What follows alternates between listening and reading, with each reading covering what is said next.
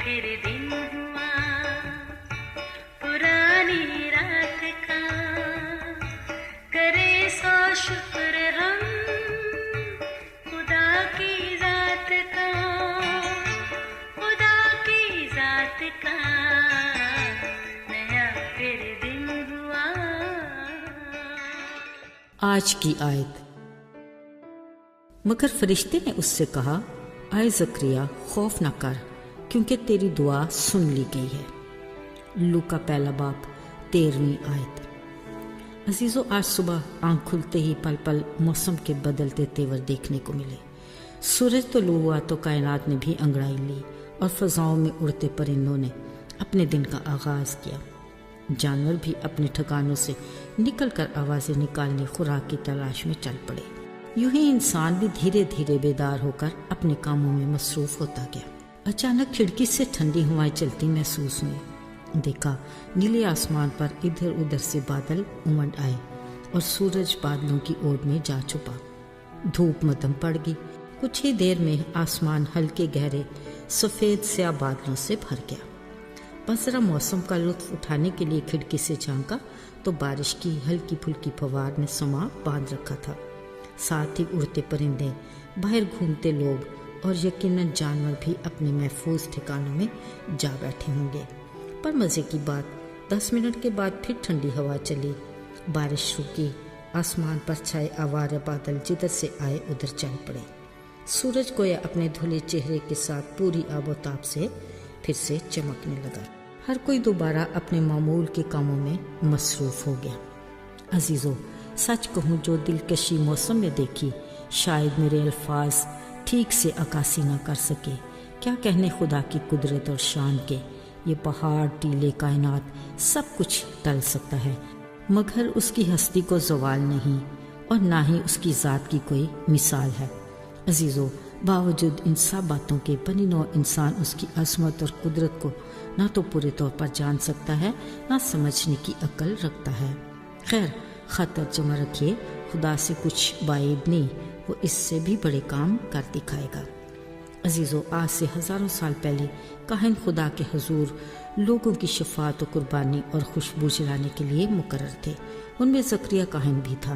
وہ اپنی بیوی سمیت خدا کے حضور راست باز اور خدا کے احکام اور قوانین پر بے عیب چلنے والا تھا، پر ان کے ہاں اولاد نہیں تھی کیونکہ وہ دونوں عمر رسیدہ تھے۔ آج پھر زکریا کاہن کا قرآن نکلا کہ خداوند کے مقدس میں جا کر خوشبو جلائے۔ ایسے میں لوگوں کی پوری جماعت باہر دعا کر رہی تھی۔ جب زکریا کاہن خوشبو چلا رہا تھا کہ اچانک اسے جبرائیل فرشتہ دکھائی دیا، جس نے اسے بتایا کہ اس کی دعا سن لی گئی ہے۔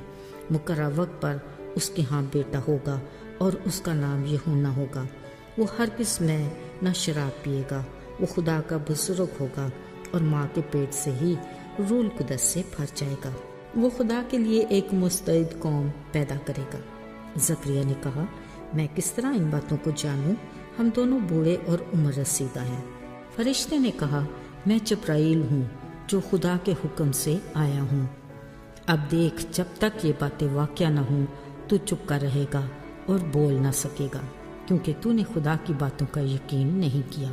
ادھر لوگ زکریا کی راہ دیکھتے اور تعجب کرتے رہے کہ اسے مقدس میں کیوں کر دیر لگی۔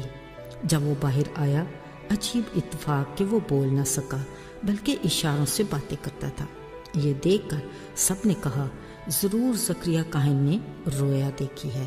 عزیزو، خدا کے ٹھہرائے ہوئے وقت پر جب الشبہ کے وضع حمل کا وقت آیا تو اس کے بیٹا پیدا ہوا۔ اس کے رشتہ داروں اور پڑوسیوں نے خوشی منائی۔ نام پوچھا گیا تو زکریا کاہن نے تختی منگوا کر بیٹے کا نام یحونا لکھا۔ قدرت خدا کی، اسی دم زکریا کا منہ اور زبان کھل گئی اور وہ خدا کی حمد کرنے لگا، اور تمام دیکھنے والوں نے جان لیا کہ یہ لڑکا کیسا ہوگا، کیونکہ خداوند کا ہاتھ اس پر تھا۔ عزیزو، آج کے دور میں بھی ہم میں سے بہت سے زکریا اور الشبہ کے کردار جیسے ہیں۔ جب خدا سے کچھ مانگتے ہیں تو وہ ہمیں تسلی دیتا ہے اور ہمارے حالات بھی سازگار بنا دیتا ہے، مگر ہم کمزور ایمان کے باعث اسے قبول نہیں کر پاتے۔ خوفناک بات تو یہ ہے کہ پھر بھی ہم سیدھے راستے کی بجائے دوسرا راستہ اختیار کر لیتے ہیں اس کی قدرت کی قوت اور ٹھہرائے ہوئے وقت کی بجائے اپنی تدابیروں میں الجھے رہتے ہیں۔ یوں غیور اور قادر مطلق خدا کو غصہ دلاتے ہیں، جبکہ خدا کہتا ہے میرا کان بھاری نہیں کہ سن نہ سکے، ہاتھ چھوٹا نہیں کہ بچا نہ سکے۔ مگر افسوس ہم ہر روز اپنے آس پاس اس کی قدرت کے کرشمے دیکھتے تو ہیں، باوجود اس کی ذات اور قدرت کو محدود سمجھتے ہیں۔ فقیہ فریسیوں کی طرح اس کو آزماتے اور کہتے ہیں ہمیں کوئی نشان دکھا۔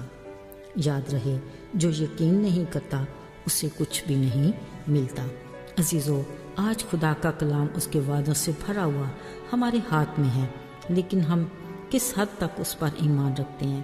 ہم اسے باپ تو کہتے ہیں، مگر کم عقلی، محدود سوچ اور ایمان کی کمزوری کے باعث اسے آزمانے اور اسے ناراض اور دکھی اور رنجیدہ کرتے رہتے ہیں۔ وہ آج بھی ہمارے لیے بحر کلثم سے راستہ نکالتا اور چٹان میں سے پانی نکال سکتا ہے، بشرطے ہم بڑبڑاہٹ اور اس دوران آنے والی تکلیف کو صبر اور شکر کے ساتھ قبول کریں، تو وہ ٹھہرائے وقت پر ہمیں ایسی برکات سے نوازے گا جو ہماری سوچ سے بھی بڑھ کر ہے۔ آئیے دعا کریں۔